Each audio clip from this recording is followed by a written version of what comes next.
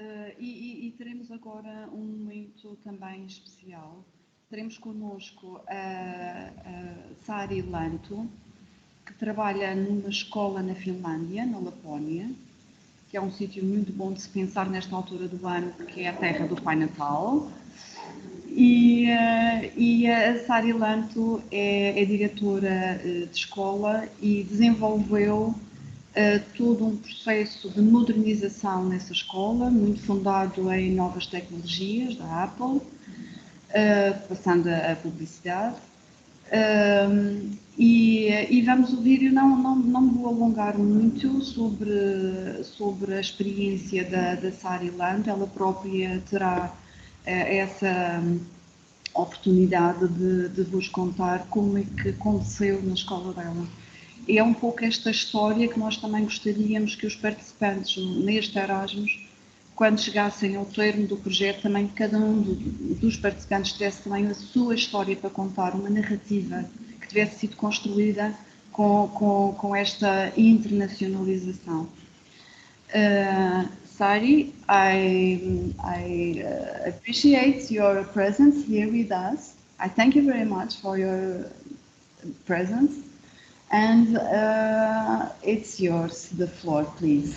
Thank you very much. Thank you, obrigado.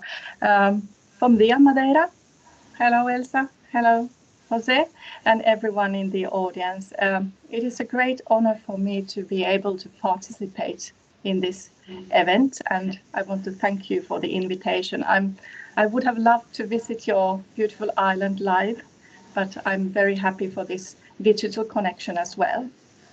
And as Elsa, I think, said, I work as a principal and a Swedish teacher here in Ylitornio Upper Secondary School. And in this keynote, I will talk about how we have created a student-centered, creative and interactive learning environment with technology, and also about my role as a principal in managing the change. And I will do the exciting thing now, trying to share my screen. Let's see, let's hope it works.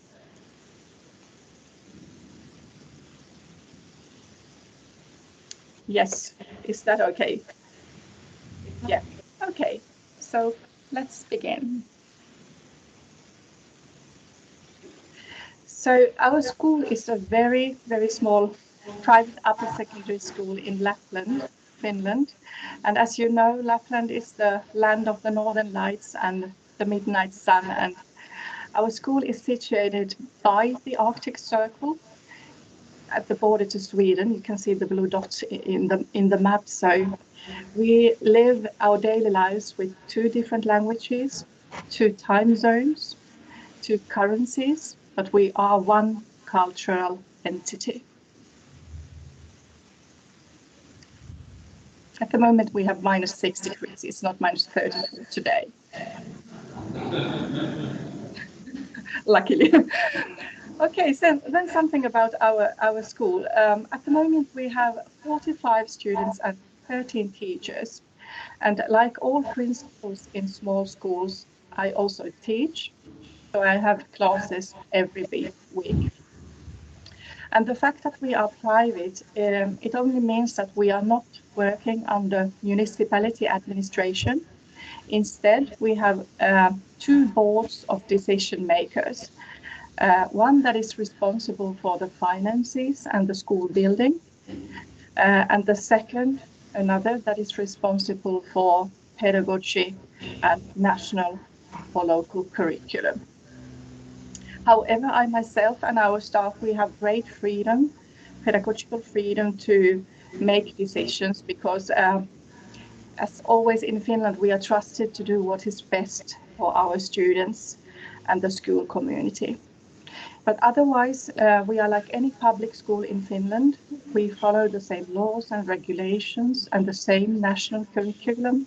And unfortunately, we are equally underfunded as well. So whatever decisions we make, they have to be both pedagogically and economically well-founded. We have a big change in Finland now. Since this August, the school living age in Finland has been raised to 18 years. So secondary education in Finland is compulsory now, and this means that in addition to school lunches and of course the education itself, everything has to be free of charge, and that means, for example, study materials and laptops or iPads in our case.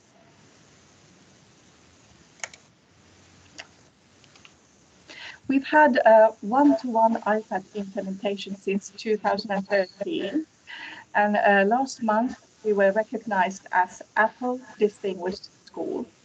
And this is an international recognition that is given for good leadership, excellence in education, and in our case, sustainable overall change we have accomplished with Apple technology and using their ecosystem. And even if we are a small school, we have a large international network and have been rewarded an EAT winning school label by the Ministry of Education. And this label is a recognition for European collaboration between schools and innovative use of technology. And Elsa, if I'm going too fast, just let me know. I can slow down, but it's okay. Yeah. Okay, then of course background.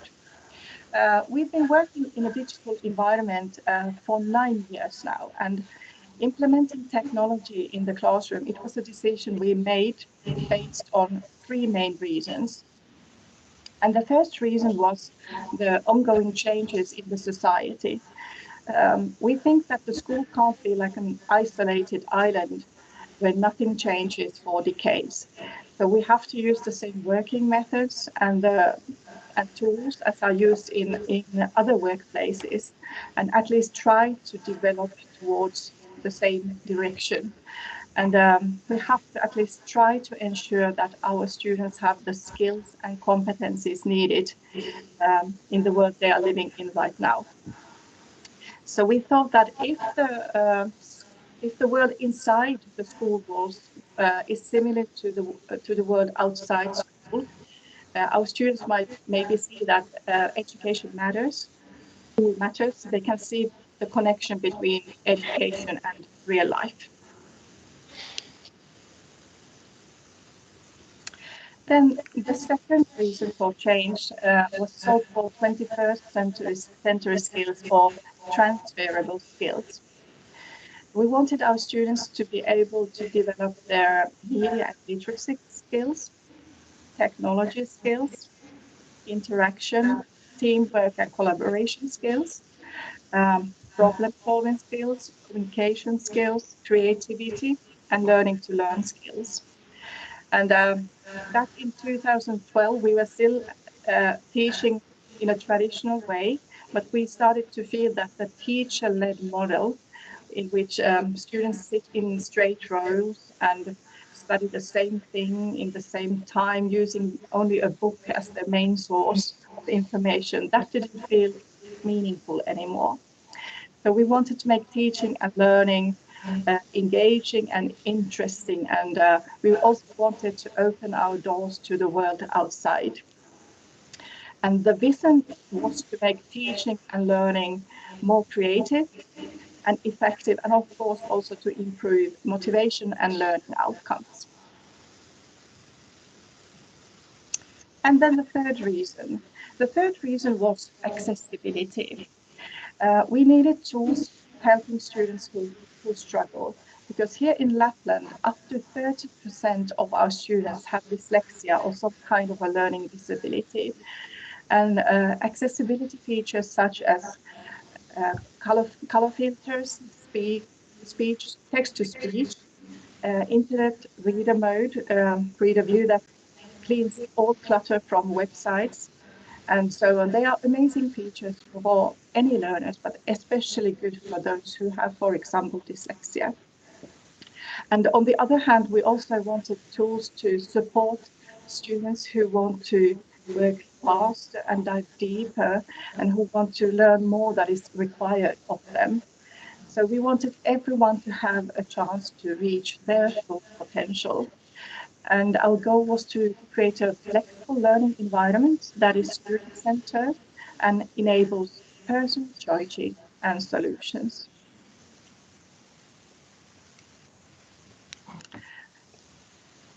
So these three things were something we wanted to change in education, and in our opinion, the best way to do that was to implement technology in education, in teaching and learning.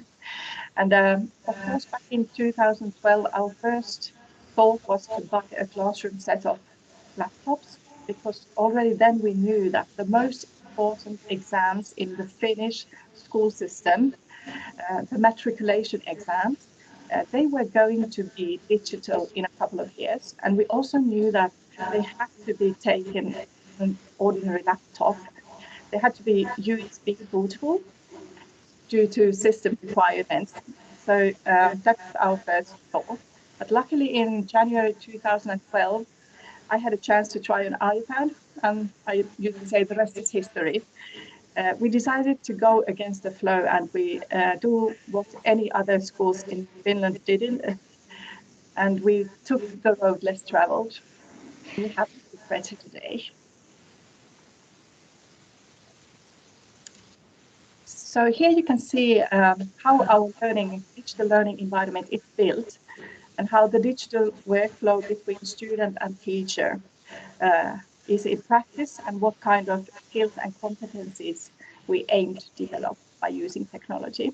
And as you can see, we only use a handful of apps, and the ones we use most, they come with the device, so they are for free. We do use some third-party apps, for example, maths, STEAM subjects, and also the self-assessment apps we use third-party. At the moment, we are using an app called Shogi, which you can see on the slide, and that is our digital classroom. And we try to keep this workflow really simple and straightforward, because it saves a lot of time and effort for both students and teachers. All our devices are managed in Apple School Manager and in a management system called Jamf School. Because we are such a small school, we don't have any IT support or IT personnel. So we have chosen this system because it's simple to manage and use, even for us who are just ordinary teachers. We don't have any specific IT skills, so it has to be easy to use. And the system has made sure that there's no time that we need to use for fixing problems. We can concentrate on teaching and learning, which is of course our main goal.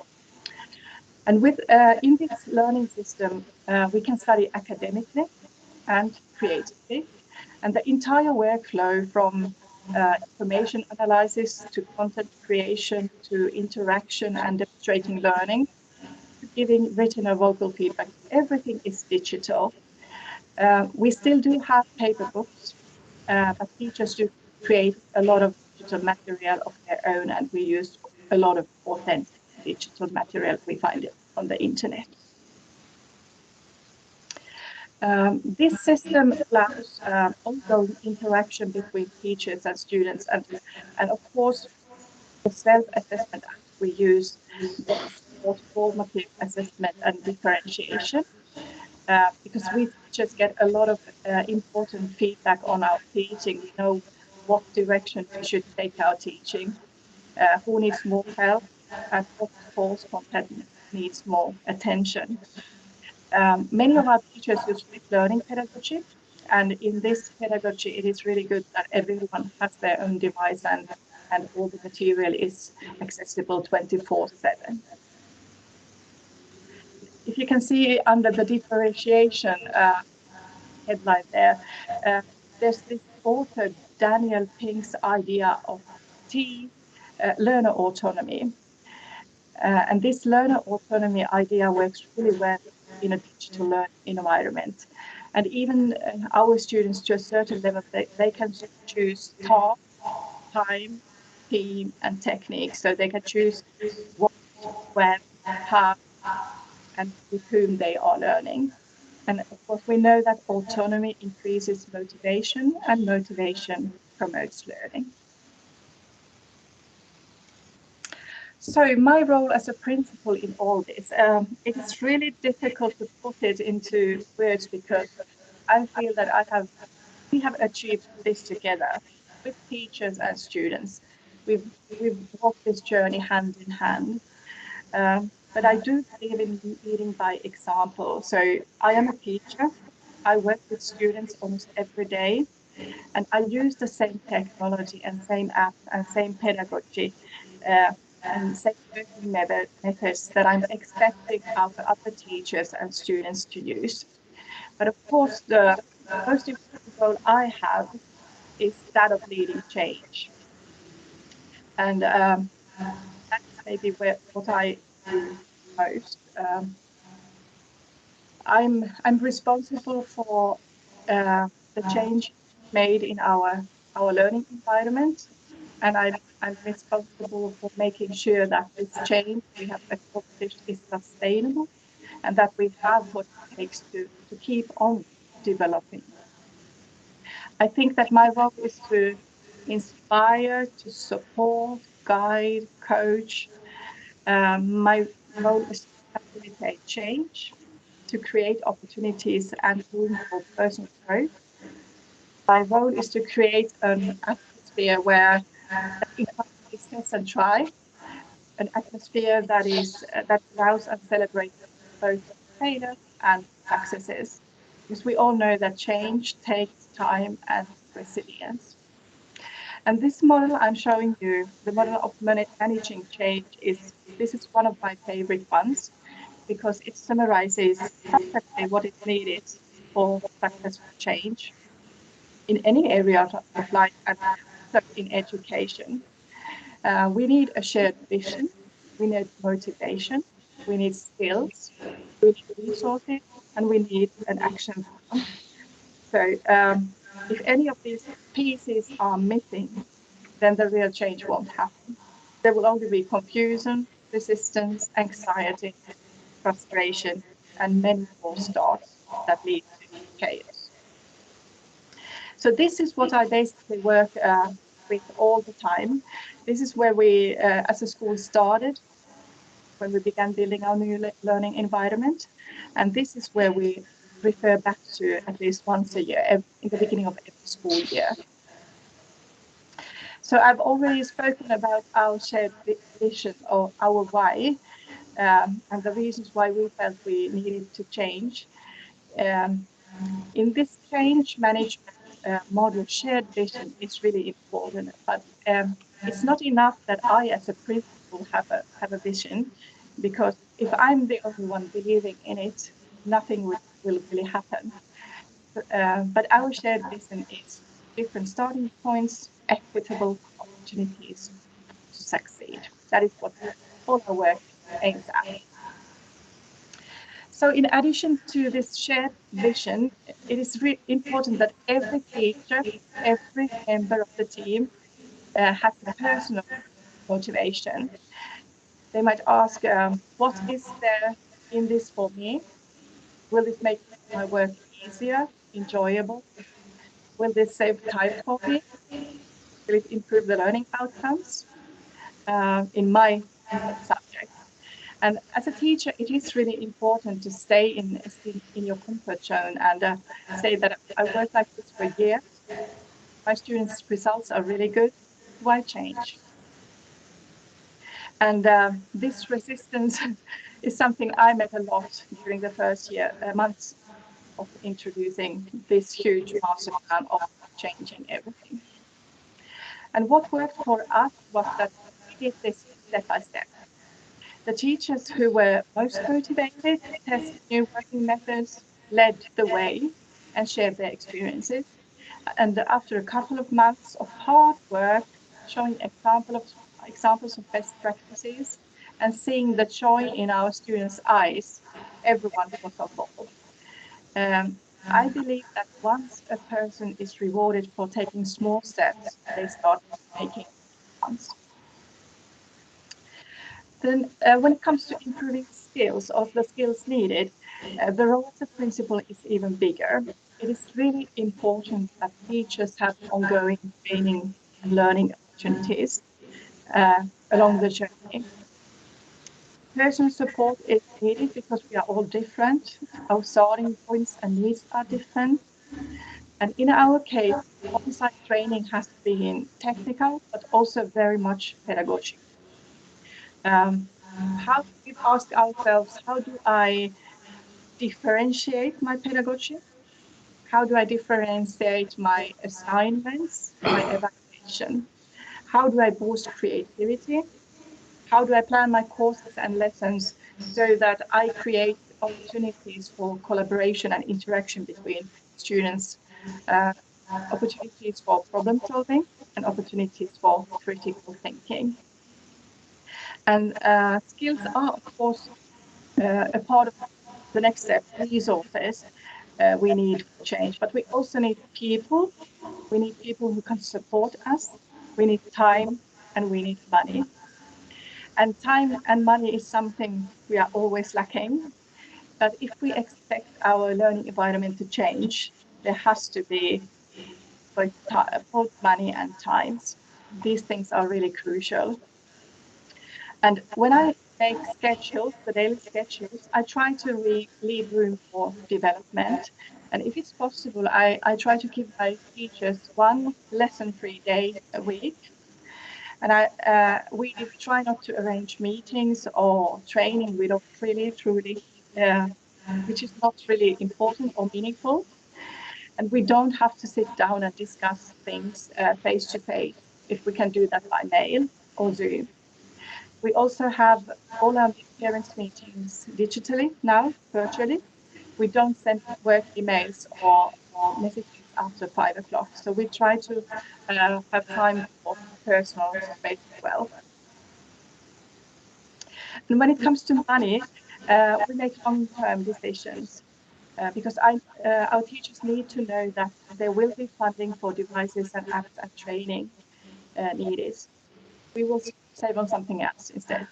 And today, this digital learning environment is working so well, it actually saves us a lot of money and time. And finally, if all the other pieces are there, we need an action plan. And this is a practical plan where we decide what we do, when, and how to achieve the goals we've set. So this is something we do every year through every year. These are things that need to be checked. Okay, let's look how learning looks like in our school. So learning can look like this, and it can look like this. And here's another example of how learning can look in our school. And another one. Yes, so you can see our students are active learners. They love making movies and podcasts and videos and portfolios.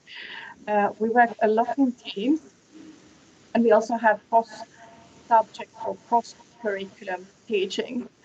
The whole school is our learning environment, and there are always people around the school building working, and maybe it looks a bit chaotic, but it's not. It's engaging and it's fun.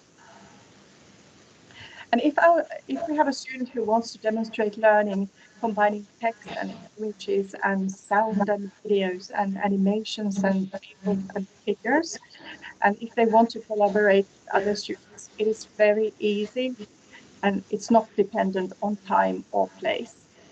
And we actively try to promote creativity in all our courses because the memory trace of an assignment is stronger if you combine, if you activate all your senses. So that is why we try to promote this thinking.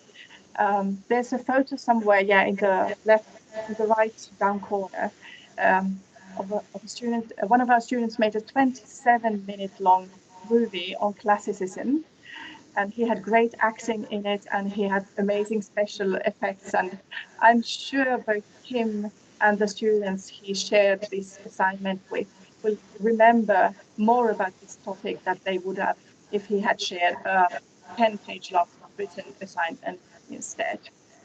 And it's really, really wonderful to see how students who struggle with writing, for example, they get their voice heard, their thoughts expressed, through other channels. And it's also really amazing to see how a student who is for some reason unwilling or unable to communicate in class, they are very active in digital interaction. Here's the next slide. Something about assessment and evaluation. In our school, assessment and evaluation has been changing towards formative, ongoing assessment for years, but now it is also written in the national core curriculum. So this means that we could, for example, use self-assessing apps like Socrates or Kahoot to see what we have learned, and more importantly, what students haven't learned. We give students written or vocal feedback on their work during the course and not only at the end of the course. And this way, students have more control of their own learning, and they have control over how to reach their goals and that they have set for themselves. We do have traditional exams as well, and these exams are also digital, so they are created and given and taken and marked and assessed using iPad. And it is faster and easier to do it on these devices than using any separate system for building digital exams. And if the exam needs to be supervised, you can see in the photo that I'm screening I'm watching the screens of student devices, so it is easy to even lock the iPad into a certain app or several apps during the exams. Here you can see some of our students and teachers. So because we work in a one-to-one iPad environment, it is really smooth from everyone's point of view, from administration, teachers and students' point of view. But as I mentioned earlier, it is really important that we don't forget the importance of ongoing training. All our students have to take a basic IT course at the beginning of their studies. And on this course, we learn how to use iPad in a way that promotes creativity and enhances learning. All our digital leaders and most teachers are Apple Teacher certified. And we also have personal support and guidance available throughout the school year. And we always try to learn more and try different approaches to teaching and learning. And sometimes we fail, but it's not the end of the world. As I said, resilience and courage to try, they are our core values. So photos from this year. This year we are learning more about VR and AR and how to use digital tools to enhance collaboration between schools and educators around the world. We've had wonderful collaborative projects with schools and teachers from the UK, Ireland, the Netherlands, Italy, and so on. And we are always looking for international connections for our students.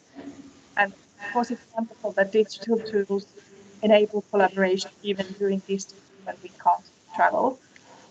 So if there are any upper-secondary teachers in the audience, and if you are looking for partners to eTwinning or Erasmus project, please do not hesitate to contact me. We are always looking for partners to different types of projects. So we're here, but they have my contact info. A couple of words about teaching and learning. Like all schools in Finland, we were forced to close our school building in spring 2020. And during this difficult time, the most important role for me as a principal, it was of course to do everything in my power to protect teacher and student well-being and to make sure school staff and everyone had the latest information and knew what was going on and what the support needed. Luckily, the remote teaching and learning periods we have had have gone really well, and they have shown how good technical and pedagogical skills years of working in a digital learning environment have given our teachers and students. And it's been really important that we have been mentally prepared this whole time, and especially for me as a principal. And the support and guidance from other schools and educators around the world has been amazing. So even if we are situated far from everyone and everything we've never really felt that we are alone. So the last slide. In the past 9 years, hundreds of students have graduated having studied all their courses, the whole upper secondary syllabus in a one-to-one learning environment. And the experiences and the feedback have been exclusively positive.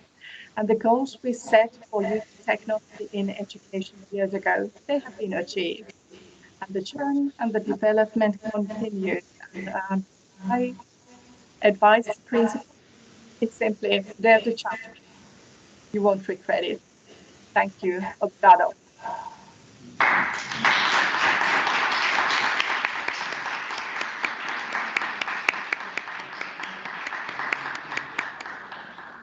Thank you so much, Sari, for your presentation and your vision for your school, and which you have shared here with us.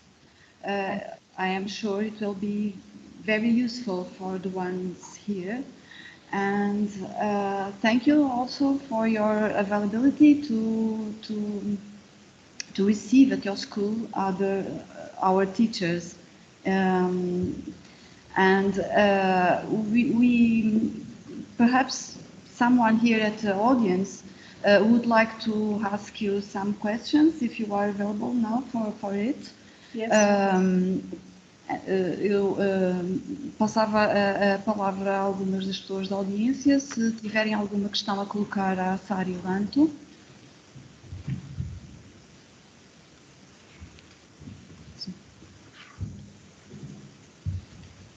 A Sari só vai conseguir ouvir falar.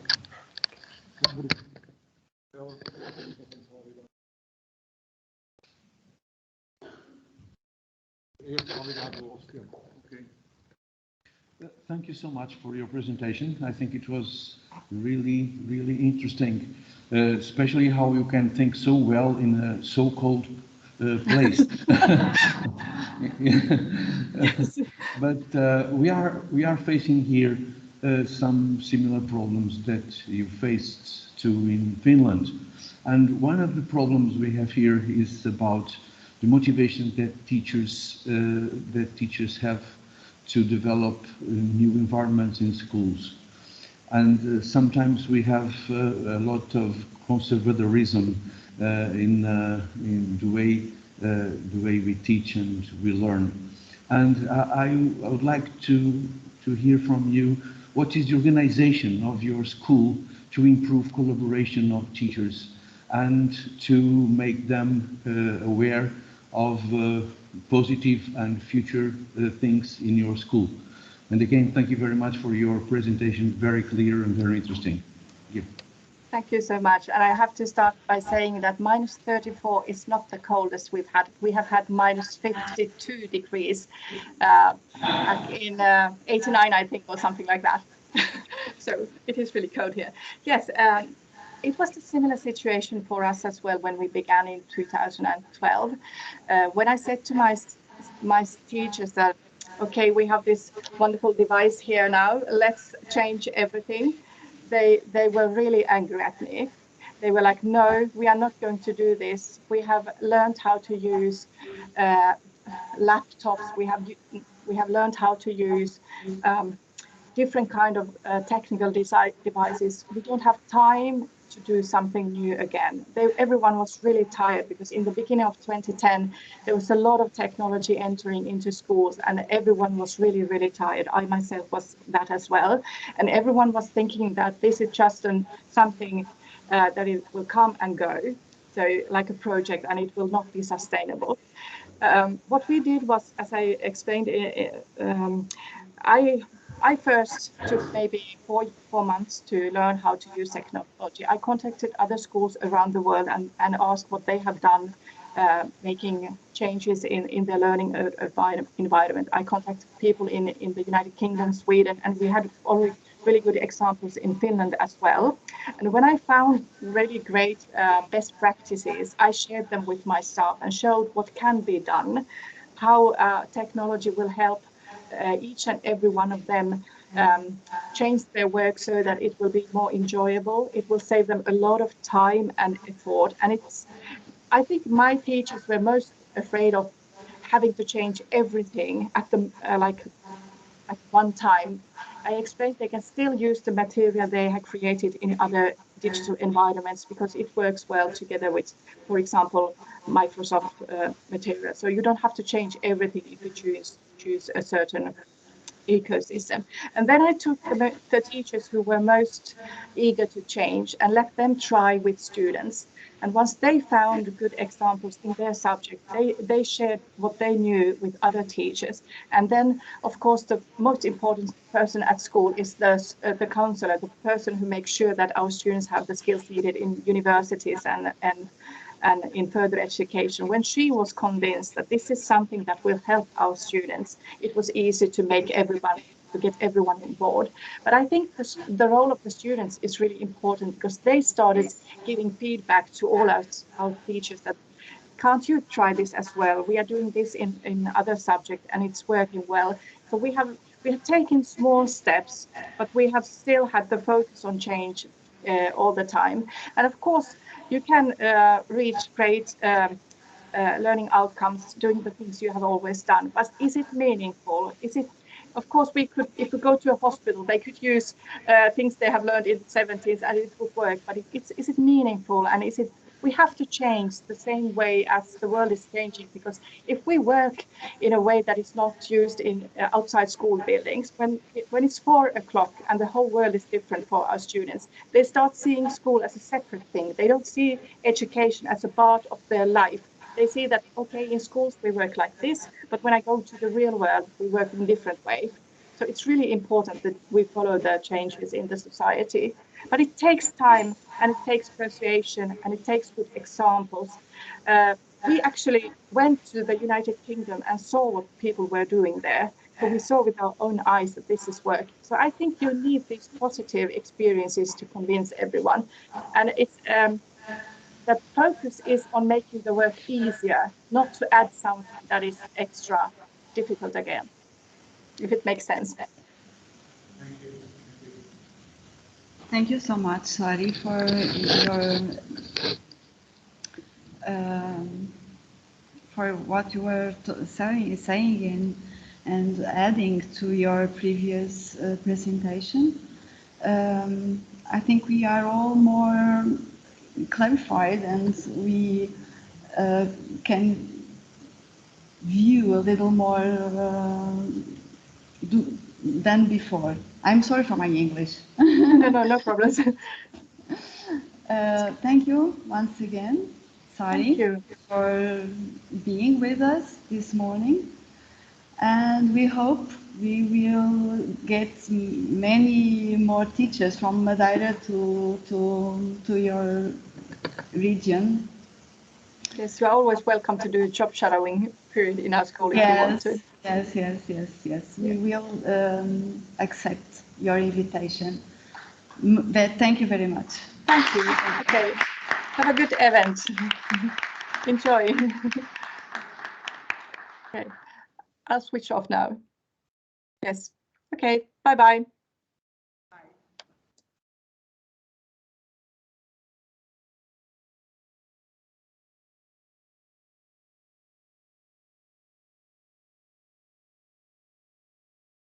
E depois desta viagem à Lapónia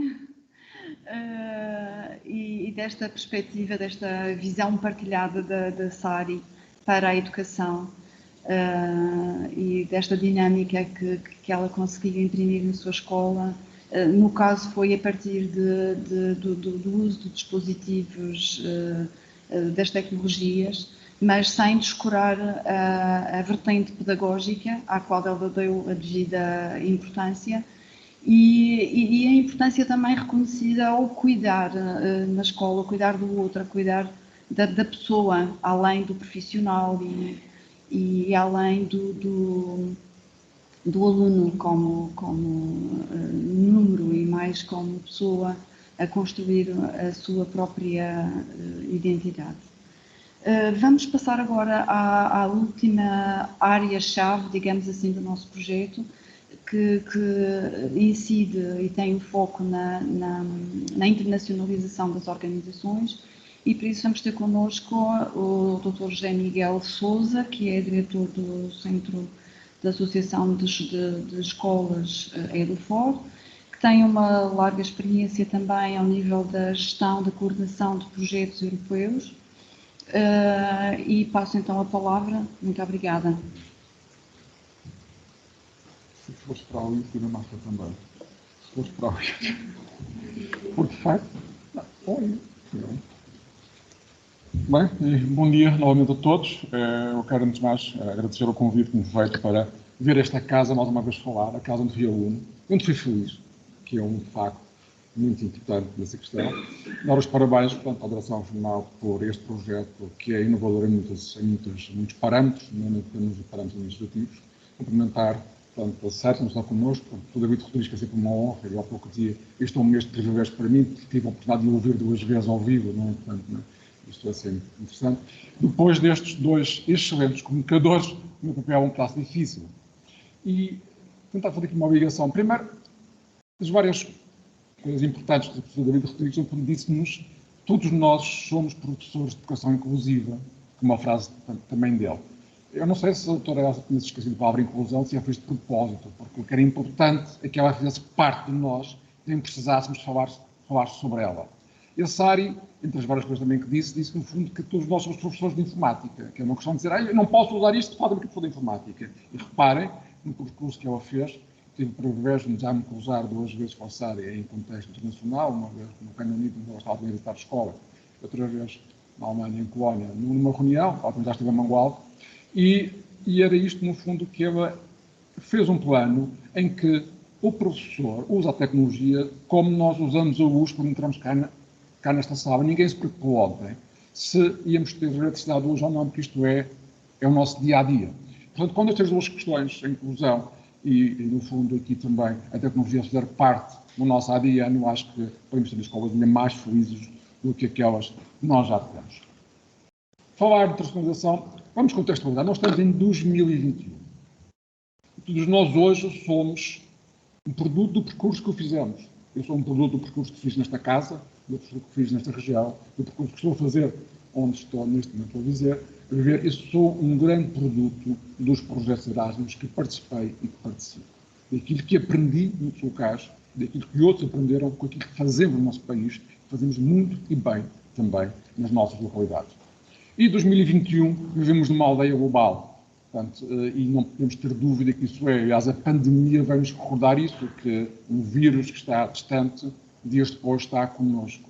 Mas também essa parte negativa da aldeia global também teve outra parte positiva, que é a parte de o que um investigador consegue fazer num determinado país sobre a procura da vacina, rapidamente está no outro lado. E, portanto, alguns dos nossos investigadores, ano passado, levavam meses a levar as cartas. Este conceito de aldeia global não é um conceito de hoje. A primeira vez que ele é cunhado é em 62, numa das obras do Marshall McLuhan, que é um excelente... aprendeu muito, sempre aprendi muito com os outros. Ele era historiador, era investigador, era professor, era jornalista. E ele, nesta altura, começa a falar na tal aldeia global. Reparem, isto é 30 anos, precisamente no 92, 30 anos antes de aparecer a World Wide Web, antes de aparecer a internet como é que conhecemos. Ele começa a falar que a escrita, a era de Gutenberg, começa a alterar o que era visual, em que eu transmitia aquilo que eu via. E a partir do momento que eu tenho jornais que podem transmitir de maneira diferente, há aqui uma revolução para uma aldeia global. Eu gosto muito deste conceito, percebermos que temos de sair da nossa ilha, e aqui não falo na ilha geográfica, também é importante sair dela, eu quando saí para estudar também foi importante nesse momento, e temos de ter a noção que temos de estar todos juntos. E os nossos alunos têm essa noção, os nossos alunos têm a noção que têm de estar todos juntos, que facilmente se deslocam de um ou para outro país que estão, mas às vezes não têm noção do que é que isso representa, do que representa nós. A questão das diferenças são importantes, não das desigualdades. E o Erasmus, da parte dos alunos, tem contribuído muito para isso, para não a fotografia bonita, mas incorporar no aluno o sentido da pertença do seu local, o sentido de integrar os outros no seu local e sentir-se integrado quando está no local dos outros. Que as diferenças que nós existimos em conjunto nesta aldeia global fazem sermos mais e melhores seres humanos, que isso também que nós preparamos os nossos alunos, não é preparamos só para saber matemática. Se calhar preferimos um aluno que sabe de boa matemática, mas excelente cidadania, de um conhecimento também na matemática e muito maior cidadania e usar o cidadania para criar bombas apenas, ou criar guerra e não criar a paz. E, portanto, o Erasmus tem contribuído para isto para os alunos e contribuído para isto também para os professores. Para quando falamos aqui nestas chaves 1, quando falamos de Erasmus, eu vou falar mais numa componente dos Erasmus, tem sido ainda pouco usada, que é a componente para formação de professores. Este projeto não terá a mobilidade de alunos, tem mobilidade de staff, portanto não é falsamente professores, mas são os professores, são elementos da Direção Regional, mas que eles ao se moverem, ou frequentarem cursos no estrangeiro, ou visitarem escolas, este convite é de excelência, acreditem que a lista de espera para visitar a escola da Sari é significativa, porque a Sari pegou numa escola pobre da Finlândia, assim, também as escolas pobres da Finlândia, como ela costuma dizer, chegou com uma visão e teve dificuldade em implementá-la, mas aos poucos foi implementando aquilo que é hoje uma escola de referência, em que ela é convidada para essa Europa, para esse mundo fora, para falar daquilo que ela fez. Né? E que não é estar na Finlândia que se pode fazer, é preciso ter esta persistência, há algumas características que vamos sempre aprender. E, portanto, é preciso nós gostarmos da cor, mas sentirmos a cor naquilo que nós somos, naquilo que nós fazemos, naquilo que nós sentimos, para isto ser de modo mais natural, como está a começar a ser. Minha opinião pessoal sobre boas razões para tornar a sua instituição mais internacional. Parece um slogan, não é? Como aqui é. Também às vezes precisamos de educação num slogan. Sou professor de matemática, uma vez numa conferência, alguém dizia que o nosso problema de matemática é que não aprendemos com a Coca-Cola. Não sabemos vender o produto. E, portanto, eu fiquei sempre, isso não permite pensar nisso. E, portanto, é um ar assim de cartaz, mas é, em minha opinião, razões que existem para aquelas que estes 12 excelentes comunicadores já disseram, ainda torná-las mais claras, no sentido de porquê que eu faço isto em contexto internacional. Podem-me dizer, não posso fazer isto em contexto internacional. Eu achei muito interessante quando o professor David Rodrigues dizia que alguns não veem. A minha primeira mobilidade foi a um curso em European School. Eu fui com vários colegas. Foi aí que eu aprendi muito sobre as salas do futuro. Eu ia mais cedo para ver alguns equipamentos e perceber. Tive uma colega que me dizia, a meio da semana, isto também fazíamos em Mangual. E eu pensei, não percebeste nada do que eu podia fazer. De facto, o curso para usar umas apps e tal fazia-se em Mangual, mas estar num curso com portugueses, franceses, turcos, do Reino Unido, ou ingleses, italianos, para já esta mudou. Isto não é diferente. Aqui, a pedagogia que nos foi ensinada era diferente. Quando alguém me diz, para mim se fazíamos em Mangual, de facto, é o ver, é o olhar. Então, algumas notas minhas. Está a custar um pouco, nós estamos a transmitir isto para a agência, começar a compreender diferentes culturas. Nós somos tão diferentes, mas os alunos nas escolas da Europa, aquelas que eu conheço, são tão iguais aos nossos alunos. Querem aprender, querem ser felizes na sua escola, querem que o professor se preocupe com ele.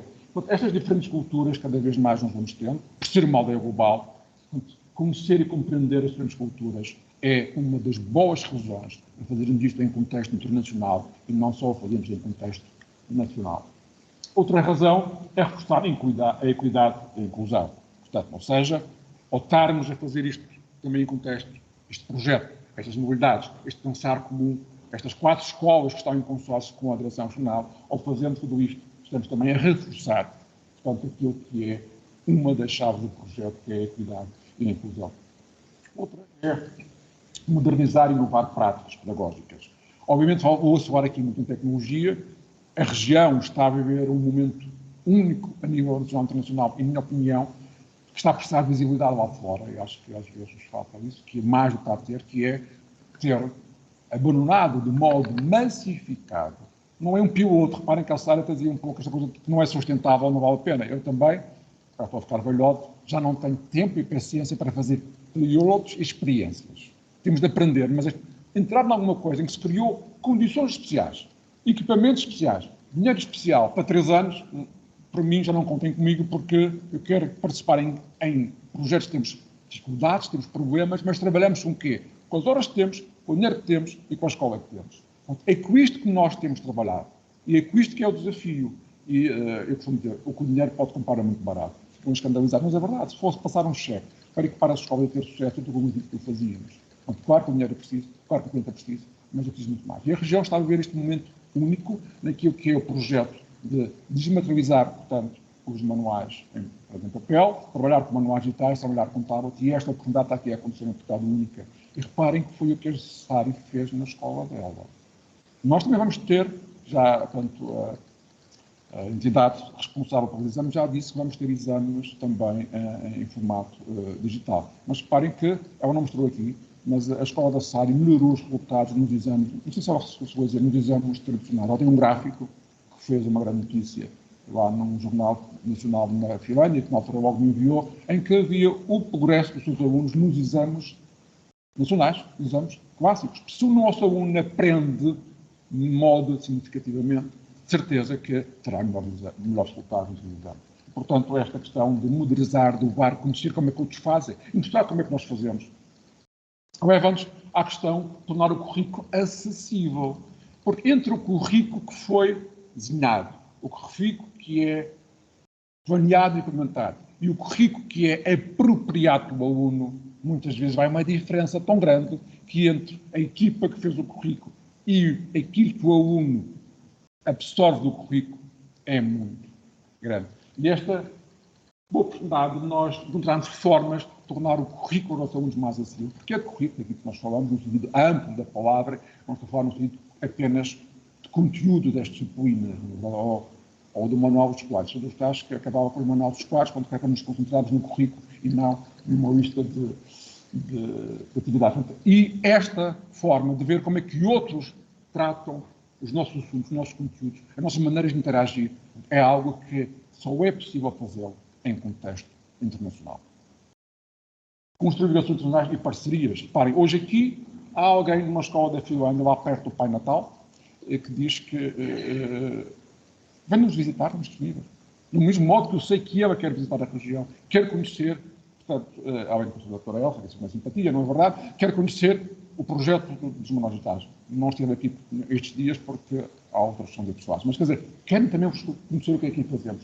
Portanto, estas ligações, estas parcerias, elas começam-se a formar. Em 2014, em janeiro de 2014, eu não sabia nada do projeto Erasmus. Ouvia umas coisas, ouvia para o alto, portanto, não é? O primeiro projeto que fiz não tinha parceiros. Hoje o Edu4 recusa, não consegue dar resposta a todos aqueles que querem fazer parceiros connosco. Isto construiu-se ao longo do tempo. Mas também nós recebemos muita gente para nos visitar. Abrimos as portas. Hoje outros abrem-nos as portas, nós também abrimos as nossas. E, portanto, isto é as parcerias, levam tempo a se criar, mas criam. E quando nós temos, perguntamos a quem está e partilhamos.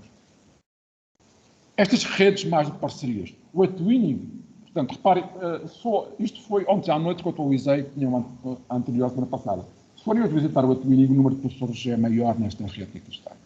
Portanto, esta é a rede de professores da Europa. E o twinning será também um dos tópicos que estará neste projeto. Aliás, é assim que é solicitado pelas agências Erasmus que integrem o twinning nos seus projetos, não só porque ele é também financiado pelo Erasmus, mas esta é uma rede excelente para encontrar parcerias. Reparem que a Sara falou nisso, até falou que a escola dela tinha o seu twinning. E a rede aqui na região, estas 4 escolas que aqui estão, estas 4 escolas, eu lembro da primeira reunião que eu participei, que alguém disse, não se conheciam, e nós dizemos que estão perto, reparem, quando estou no continente a querer uma escola do Algarve, portanto eu levo, aí de Mangualde há umas 6 horas de viagem, parando a tomar café, aqui tudo a perto, embora Porto Moniz a hoje, dizia uma coisa de manhã, é hoje, mas a perto. Bem, era longe quando eu ia com os meus pais, saíamos às 6 da manhã, para chegar lá ao fim da manhã para fazer a praia, não é? Portanto, hoje quase que vamos ao Porto Moniz tomar café, não é verdade, digamos assim. Mas esta rede humana que se vai aqui criar, reparem, a doutora Elsa disse que uma coisa muito interessante que foi o projeto, não sei se foi, mas o projeto não fez mobilidades. E como não há mais de viagens, eu recordo-me que as escolas que eu trabalho, uma altura um colega me perguntou, Zé Miguel, nós já vimos que o projeto Erasmus precisávamos de uma escola em França. Eu disse, porquê? Ainda não fomos à França. Rui, gasto no sítio errado, liga para a agência de viagens. Rui, se tu vais escrever um projeto com essa ideia, a nossa Agência Nacional, que é excelente, vai perceber isso nas entrelinhas, portanto, e vai dizer que o teu projeto não vai ser financiado. Claro que não. Tu não vais à França, a uma escola, porque queres ir à França. Tu tens uma escola em França que se enquadra no teu tema do teu projeto, no problema que tu gastas, é isso sim, ir à França. E este conceito é preciso dizer. E que é culpa às vezes nossa, sabem porquê? Nós vamos lá fora, pomos no Facebook, o menino a fazer xixi, na verdade, a torre alta, e as fotografias do trabalho. Damos aquela imagem que foi gravíssima. Reparem, a Comissão Europeia, antes de 2014, e o privilégio, que era alguns fantásticos, discutiu que não havia evidências do que se passava nos Erasmus. E as evidências hoje são tão fáceis, até com o vídeo, muito fácil de saber. Porquê? Porque nós vamos lá fora, com as fotografias e tal, e depois as fotografias do trabalho. Eu recordo um dos projetos que eu tive, eu já falar aqui, o diretor, ele põe um apoio no Facebook, são 5 horas, estamos na Polónia, a praça está lá fora. Eu, Zé Miguel, vamos lá sair aqui, estamos a trabalhar. As pessoas perceberam que sim, que saímos ao fim do dia e trabalhamos. Que temos uma reunião na segunda-feira, se pudermos, vamos na sexta-feira, mas trabalhamos, estamos a trabalhar. E aqui é um envolvimento que nós temos na preocupação de vários nossos diretores europeus perceberem que é preciso criar condições aos professores para participarem em Erasmus, porque ele é interessante, mas dá muito e muito trabalho. Portanto, estas redes, sejam não só lá fora, mas sejam também cá dentro, que é o que temos feito. O reconhecimento internacional, até parece que nós combinamos aqui as apresentações, mas isto não é. O que é? É aquilo que nós acreditamos que deve ser a educação. E quem acredita daquilo deve ser a educação hoje, no século XXI, quando fala em conferências, há sempre pontos comuns, porque nós nos casamos. O reconhecimento, que falou há pouco a Sari. Ter uma escola, como eu disse, com orgulho, que era reconhecida no ETUIN, que era reconhecida. Ter um espaço que é reconhecido pela Europa School Net, portanto, como um ambiente inovador de aprendizagem. O Edu4Col, o nosso espaço inovador de aprendizagem, a nossa sala do futuro, é reconhecida pela Comissão Europeia, respeitando, como meios da Madeira estão em condições de o fazer. Ter uma escola de trabalho com o STEM, com o School Library. Todos estes reconhecimentos lá fora fazem-nos sermos reconhecidos cá dentro. Eu tenho um projeto, tive dificuldade de reconhecê-lo cá dentro. Então, reconheci lá fora. A tal ponto que eu era tão reconhecido lá fora, e depois cá dentro não puderam matá-lo. Estou a ser claro e simples em relação a esse processo. Portanto, este reconhecimento internacional é muito importante, seja a nível de escola, seja a nível de instituições. E algo que não se consegue só na rede nacional, não se consegue só na rede local, porque é, em minha opinião, mais uma boa razão para participar em projetos Erasmus. E porquê? Porque estamos a falar em tornar as nossas instituições mais internacionais. Estamos a falar vivermos com sentido esta aldeia global que hoje tem. Portanto, tem de ser possível eu mover professores de uma escola da Madeira para uma escola da Dinamarca para uma missão de ensino, como seria mover professores do Porto Moniz para o Funchal para partilhar umas aulas. Teoricamente, é isto que é a aldeia global. E o Erasmus dá-nos ferramentas para o fazermos. E se formos ler, está na nossa agência, é uma forma de Comissão Europeia, que tem mais de 35 anos, e reparem algumas palavras-chave. Internacionalização, trabalhar para a excelência do ensino, para a formação, para a criatividade, para a inovação, para o espírito empreendedor das nossas organizações, ou seja, das pessoas que o compõem, para a igualdade, para a coesão social, para a cidadania ativa. Estas são palavras-chave que estão no site da Agência Nacional de Educação e Informação, quando falam no projeto Erasmus. E é isto que vocês todos têm nas vossas mãos, neste projeto, nestas 4 escolas que aqui estão, e que é um dos objetivos, o plano de desenvolvimento europeu está lá muito claro, que é para cima também de mancha de óleo, de trabalhar e passar a prática a outras escolas da região. Este projeto, a qual os parabéns pelo modo como está desenhado, como está pensado em todo isto académico. Se assim não fosse, ele não tinha sido aprovado com aquela pontuação. Portanto, nós em Portugal temos uma excelente agência, está sempre disponível, isso é muito bom. Quer dizer o quê? São mesmo excelentes projetos que são aprovados, porque a lista de projetos, por exemplo, um projeto com 65% não é aprovado em Portugal. Um projeto com 65% é aprovado na Alemanha. Porquê? Porque não gasta o dinheiro todo que as pessoas não concorrem a nada. Portanto, um projeto do nosso país. Eu tive um projeto com 90% em lista de espera. E foi. E tive uma lista de espera até dezembro. Tive agora um com 79%, tive lista de espera e foi pescar, mas o outro com 90% no outro ano não foi. As coisas são assim a esse processo. Portanto, estou aqui quando tudo está ao modo encadeado. Mas o envolvimento das direções das escolas é fundamental neste tipo de projetos.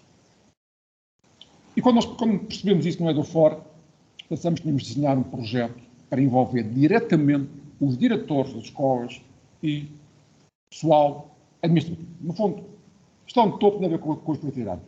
Diretores, chefes, bem, agora não são chefes de secretaria, isto não vai mudando, mas a pessoa que está ali tratar das questões financeiras que o Erasmus 14, 17, desculpem, portanto, o Erasmus terminou agora, portanto, 2014, 2020, 2020 e 2027, tem uma frase que se mantém. É um processo burocraticamente simplificado. E é mesmo. É preciso ler as regras que lá estão. As regras que o nosso país assinou com a Comissão, as regras que o nosso país, às vezes, assinou com a entidade que assinou o contrato, e depois a entidade como faz o seu aluno. Eu sei que na região tem feito esforços para tornar isto cada vez mais simples. Aquilo que é um processo burocrático simples. Não vale a pena pedir a um professor a fatura do táxi da Turquia, porque, como diz o Manuel Fernandes, com quem aprendi muito na agência, aproveita e traga um iPad que vem em turco e não sabe o que é. E, portanto, por isso é que este processo é simplificado na parte administrativa. Por isso, diretores, como gestores de currículo, como gestores de escola, parte administrativa para perceber o que é que isto é. E achei que, eu sou sempre suspeito, gosto das coisas, trazer a palavra de um diretor. Não trouxemos, portanto, não cabia na minha mala, e pedi a um dos diretores que fizesse aqui, que era... E ele tem uma particularidade. Ele participou neste projeto de forma, mas também participou num curso de um projeto que é, no fundo, aquilo que está aqui a acontecer, de visitas às escolas e cursos. Ele, portanto, vai dizer a sua experiência.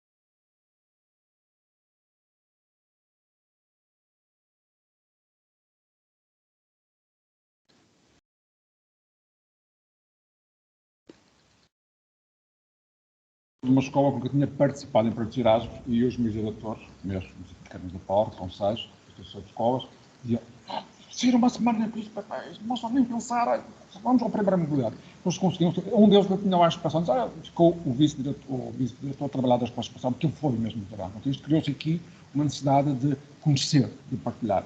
Então, eu dou fora a Associação de Escolas, também tem uma relação com a Escola de Luanda, mas hoje o Dou Fora é uma rede humana. Ou seja, dou um exemplo prático. No passado, quando tínhamos um evento nacional, era necessário encontrar, há pouco fala do Maia, quando vai haver agora, todos participaram no Maia, na próxima semana vamos editar, um livro com as práticas no âmbito do Maia.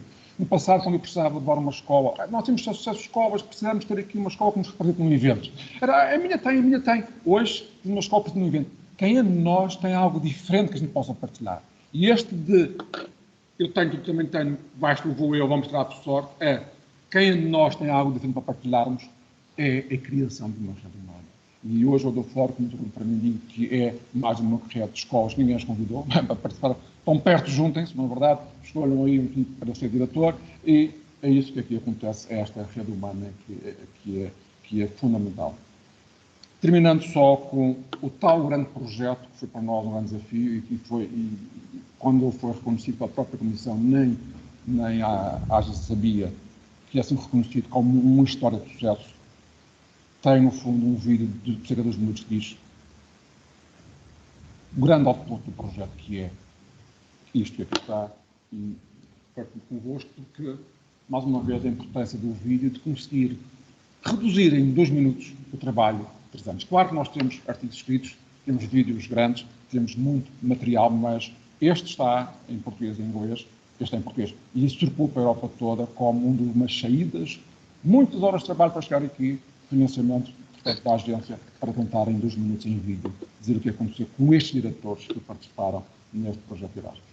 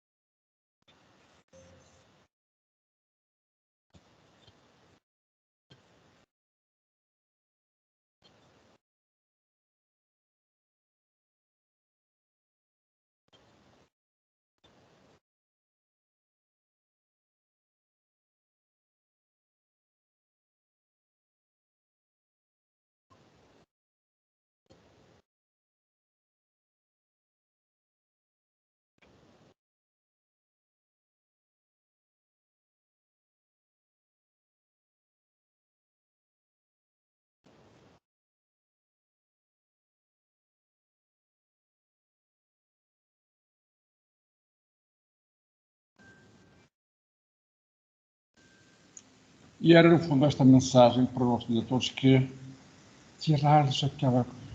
O nosso Ministério passa a dizer que, nossa, portanto, uma coisa, portanto, eles são decisões curriculares. Eu tenho de ir à escola como estava a gerir a Viaçária pela escola e esta mensagem que nós, ao fim do tempo do projeto, acho que foi muito importante. E eles sentem, de facto, a mudança que aconteceu neles. Por isso é que este projeto tem, por aquilo que eu percebi, os diretores de escola, como nem precisam de se candidatar enquanto todos não se candidatar. Eles são uma parte, portanto, as FIAs todas são uma parte já de destinatários assumidos na candidatura do projeto e aprovados por vários anos para irem de direito participar nas modalidades e integrar-se neste projeto. Porque, de facto, isso é muito importante. E era isto que eu queria dizer. Obrigado. Erasmus is the beginning of the rest of our life. Para mim foi assim. Portanto, foi... Também há uma música portuguesa que costumam usar muito, de Sérgio Godinho, não é? Primeiro dia do resto das vossas vidas. Que este seja também o primeiro dia do resto das vossas vidas nesta participação internacional em projetos Erasmus, num projeto que aqui tem de excelência, que envolve consórcios, a Direção Regional e Escolas. Portanto, obrigado pela vossa paciência.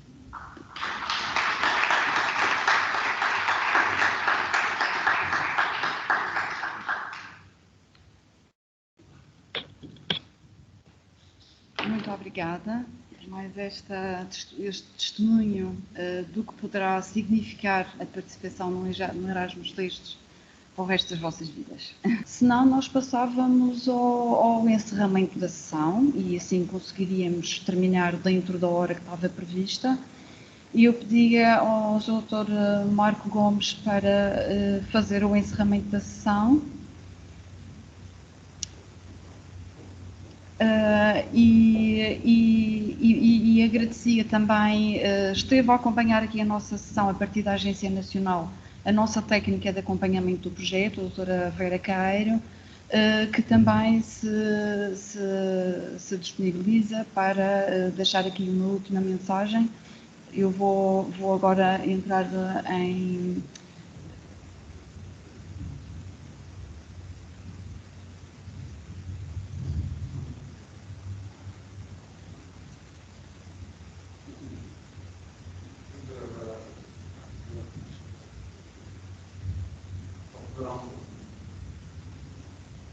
Doutora Vera, quando quiser, por favor, já pode entrar aqui em contato connosco. Tem o seu... muito obrigada, doutora Vera. Muito obrigada. Olá, boa tarde. Espero que me estejam a ouvir bem. Sim? Sim. Ok. Sim, estamos a ouvir perfeitamente. Muito obrigada.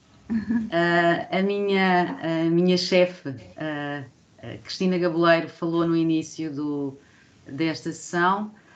Eu venho aqui apenas agradecer à Direção Regional, à doutora Elsa, por terem entrado nesta, como é que eu hei de dizer, neste desafio que nós fizemos às entidades, porque a tipologia consórcio é a única maneira que nós temos tido de tentar chegar às escolas com poucos recursos e ao agregar os recursos numa coordenação de um nível um pouco superior, acaba por não só ser uma situação muito mais benéfica para as escolas, como também para elas perceberem as vantagens do Erasmus e poderem também seguir caminho sozinhas, se o conseguirem.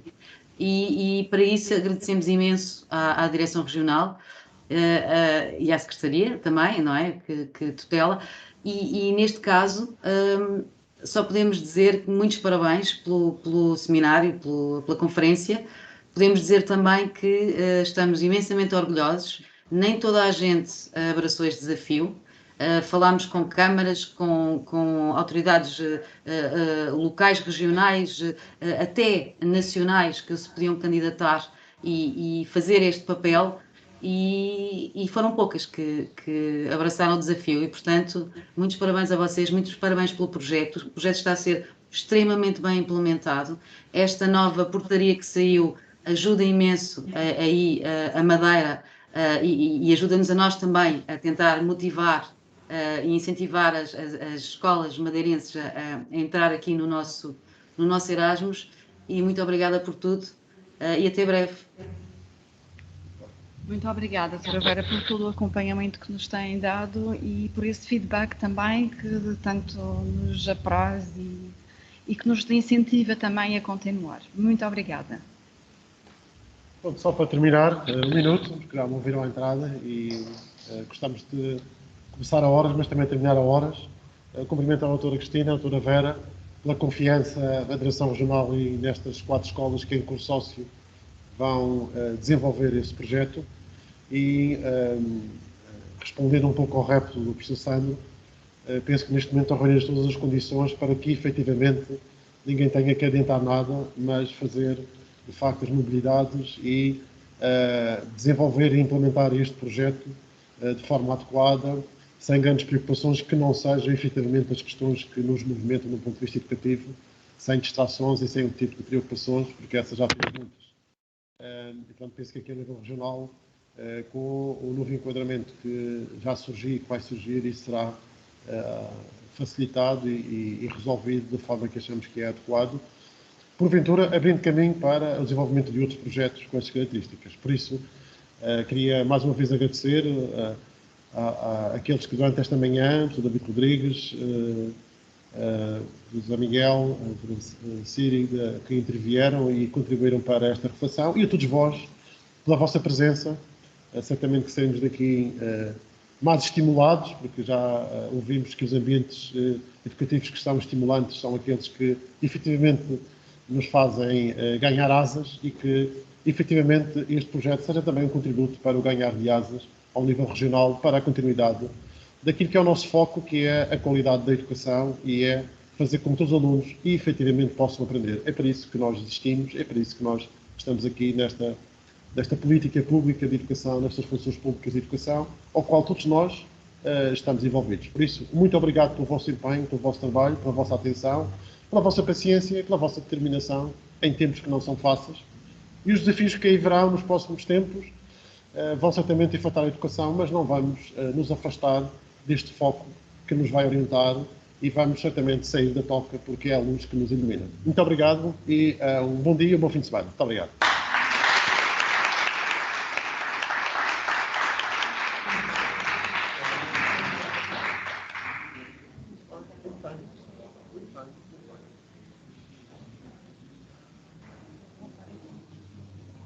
Um bocadinho que isto é uma conclusão